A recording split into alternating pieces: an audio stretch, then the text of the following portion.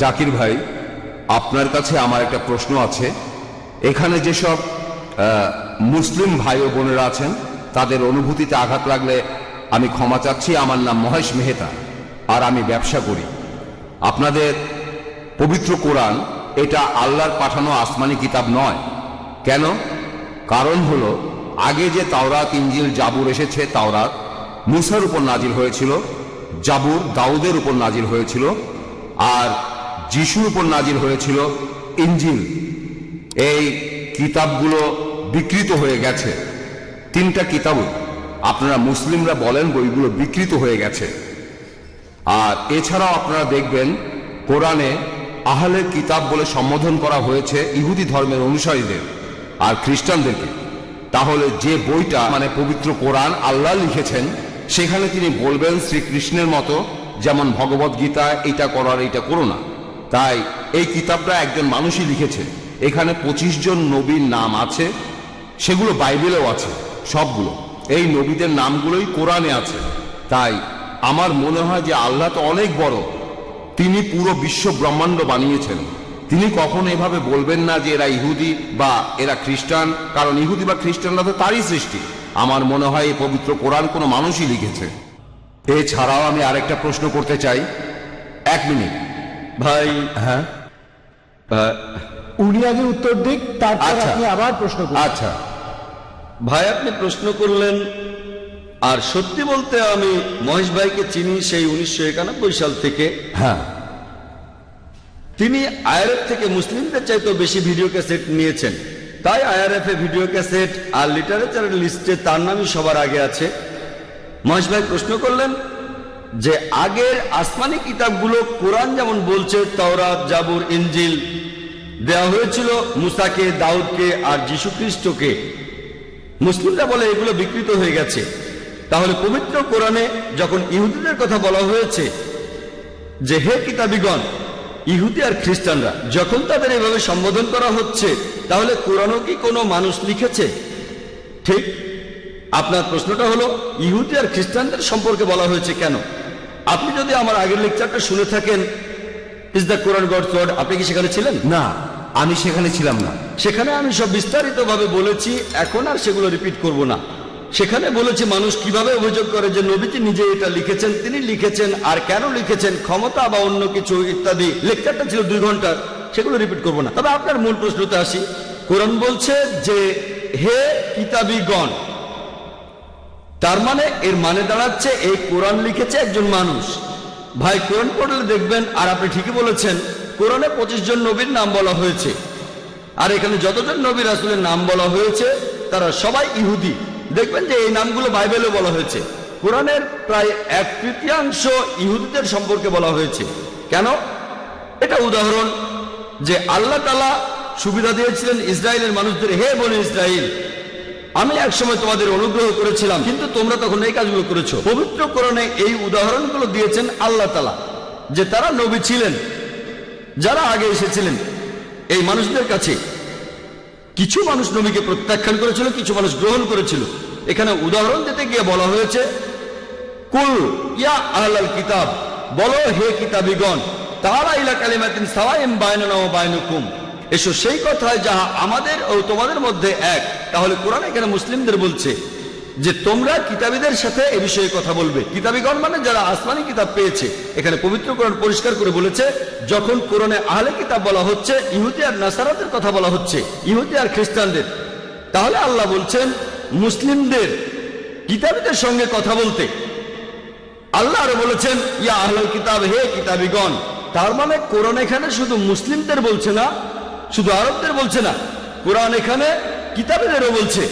সেজন্যই আমি বলেছি যে এই সর্বশেষ চূড়ান্ত আসমানি কিতাব পবিত্র কোরআন, এটা শুধু মুসলিম বা আরবদের জন্য নাজিল হয়নি, নাজিল হয়েছে পুরো মানুষ জাতির জন্য। যদি এটা কোনো মানুষ লিখতো, যদি কোরআনে কোনো মানুষ লিখতো, আপনি যেটা বললেন, তাহলে আল্লাহ কখনোই বলতেন না যে যাও ইহুদি আর খ্রিস্টানদের বলো তাদের ধর্মগ্রন্থে এটা আছে।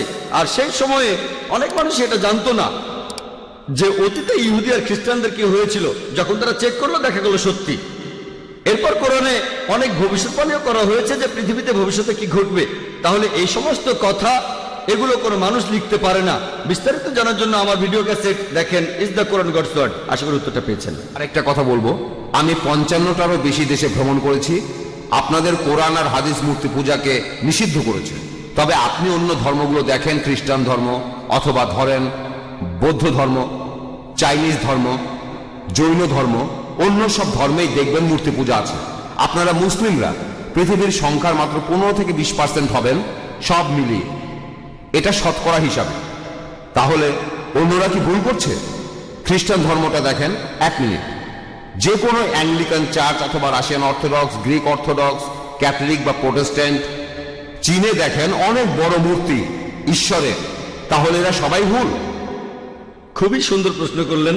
তিনি বললেন পৃথিবীতে মুসলিম আনুমানিক 15 থেকে 20%, কেউ বলে 25%, সে যাই হোক, আপনি বললেন 15 থেকে 20%, আচ্ছা মেনে নিলাম। আপনি বললেন যে খ্রিস্টানরা তারা মূর্তি পূজা করে, আমিও একমত।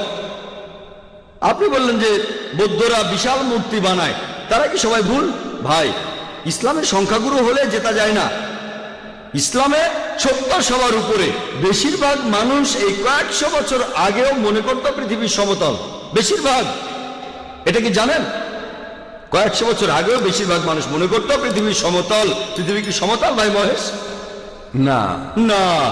তাহলে বেশিরভাগ মানুষেরও ভুল হতে পারে। ইসলাম ধর্মে আল্লাহ পবিত্র কোরআনে বলেছেন, সূরা ইসরার 81 নম্বর আয়াতে উল্লেখ করা হয়েছে, ওয়াকুল জাল হক ওয়া জাকাল বাতিল ইন্নাল বাতিলা কানা জাউকা।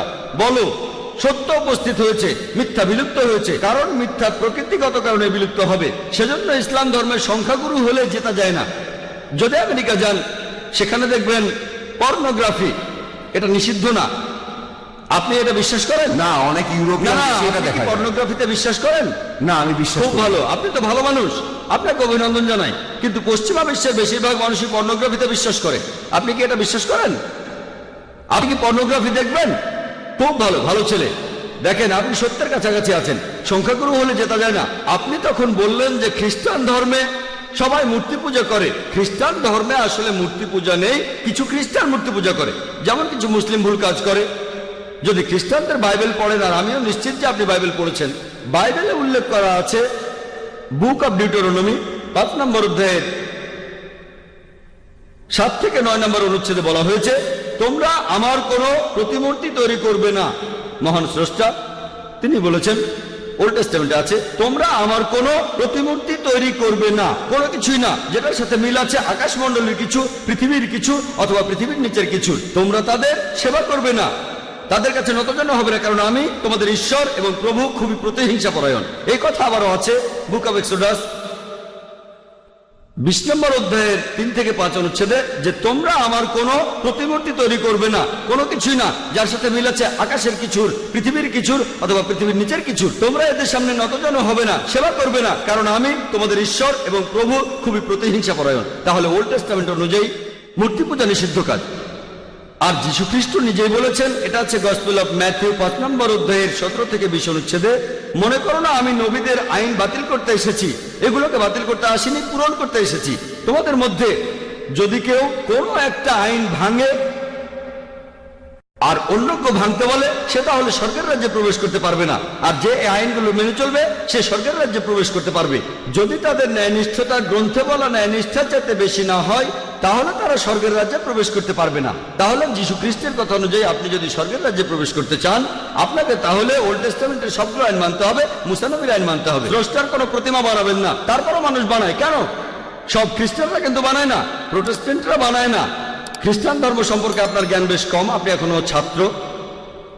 ক্যাথলিকরা এটা করে, তারা মূর্তি বানায়। এজন্যই প্রোটেস্ট্যান্টরা প্রোটেস্ট করেছিল যে আপনাদের কাজটা ভুল। তাহলে বাইবেলের কথা অনুযায়ী সৃষ্টিকর্তার কোনো প্রতিমা বানাতে পারবেন না। আপনার কথা মানি? বেশিরভাগ হিন্দুই মূর্তি পূজা করে। আমি আগে বলেছিলাম, নাতাস্তি প্রতিমা আস্তি, মহান সৃষ্টিকর্তার কোনো প্রতিমা নেই, কোনো ছবি নেই, কোনো ভাস্কর্য নেই, তার কোনো মূর্তি নেই। আপনি কি মূর্তি পূজা করেন? হ্যাঁ, আমি করি। আচ্ছা, তাহলে তো বেদ মানছেন না। আমি আসলে সবগুলো ধর্মই মানি, সব ধর্মই এক, কারণ মহান ঈশ্বর সবগুলো ধর্ম সম্পর্কেই জানেন। ভাই, আপনি যদি সবগুলো ধর্মই বিশ্বাস করেন, তার মানে আপনি অন্য ধর্ম পালন করছেন কিনা জানি না, তবে হিন্দু ধর্ম পালন করছেন না। আপনি হিন্দু ধর্ম পালন করছেন না। আমি আপনাকে বলি, ঈশ্বর তো ঘুমাচ্ছেন না, তিনি সবই জানেন। তিনি তো সবকিছু সৃষ্টি করেছেন, সবকিছু। তাই তিনি সবগুলো ধর্ম সম্পর্কেই জানেন, যেমন ইসলাম। ভাই, আপনি একবারে একটা প্রশ্ন করেন, লম্বা লাইন দেখা যাচ্ছে, এই প্রশ্নটার উত্তর দিচ্ছি, এরপরে লাইনের পেছনে গিয়ে দাঁড়াবেন, তারপর সময় আসলে প্রশ্ন করবেন, ঠিক আছে? প্রশ্ন করেছেন যে ঈশ্বর কি ঘুমাচ্ছেন? আল্লাহ এই কথার উত্তর দিয়েছেন পবিত্র কোরআনে সূরা বাকারার 255 নম্বর আয়াতে উল্লেখ করা হয়েছে। আল্লাহ বলেছেন, আল্লাহু লা ইলাহা ইল্লা হুয়াল হাইয়ুল কাইয়ুম লা তাখুযুহু সিনাতুন ওয়ালা নাওম, যে আল্লাহ অবিনশ্বর, চিরস্থায়ী, তিনি কারো মুখাপেক্ষী নন, তার নিদ্রার প্রয়োজন হয় না, তন্দ্র তাকে স্পর্শ করে না, বিশ্রামের প্রয়োজন হয় না। আমাদের ঘুমানোর প্রয়োজন হয়, আমাদের বিশ্রাম নেওয়ার প্রয়োজন হয়, আল্লাহ তাআলার ঘুমানোর প্রয়োজন হয় না। আল্লাহ তাআলা পবিত্র কোরআনে বলেছেন, তিনি যদি চাইতেন তাহলে পৃথিবীর প্রত্যেকটা মানুষকে বানাতে পারতেন মুসলিম হিসেবে, মুসলিম বানাতে পারতেন। আল্লাহর পক্ষে খুবই সোজা, শুধু কুন ফায়াকুন। তবে এই জীবনটা পরকালের জন্য পরীক্ষা। আল্লাহ আপনাকে পরীক্ষা করছেন, আমাকেও পরীক্ষা করছেন। আল্লাহ যদি চান আপনি আর কখনো মূর্তি পূজা করবেন না, তাহলে তো পরীক্ষাটা থাকলো না।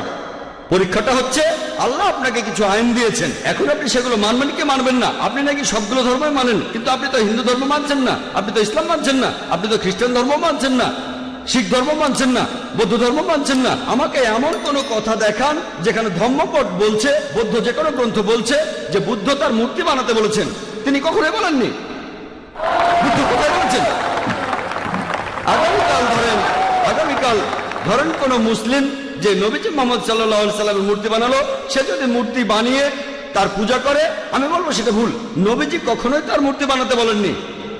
এখন কিছু মানুষ যদি কোনো ভুল কাজ করে থাকে, হোক তারা সংখ্যালঘু বা সংখ্যাগুরু, সেটা তখন সত্যি হয়ে যায় না। গৌতম বুদ্ধ কখনোই তার মূর্তি বানাতে বলেননি।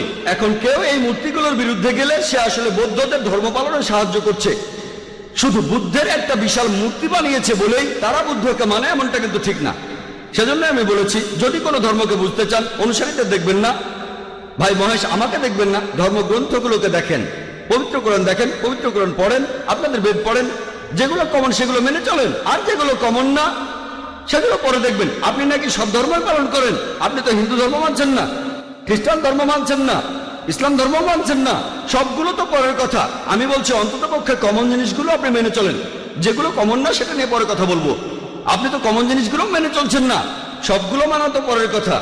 যেদিন আপনি মূর্তি পূজা বন্ধ করবেন, সেদিন আমি কথা বলতে পারবো যে আপনি সবগুলো ধর্মের সবচেয়ে প্রধান কথাটা মানছেন। যেদিন আপনি মুহাম্মদ সাল্লাল্লাহু আলাইহি সাল্লামকে সর্বশেষ চূড়ান্ত নবী হিসেবে মানবেন, সেদিন বলতে পারবো আপনি বেশিরভাগ প্রধান ধর্মের সবচেয়ে প্রধান দুটো কথা মানছেন। আশা করি উত্তরটা পেয়েছেন।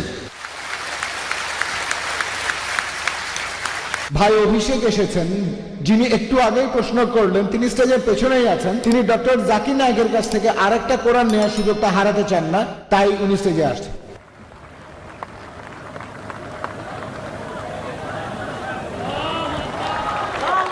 তাকবীর। উনি স্টেজের পেছনে এসে ভলান্টিয়ারদের কাছে প্রথমে বলেছিলেন, আর শুনে আমরা বললাম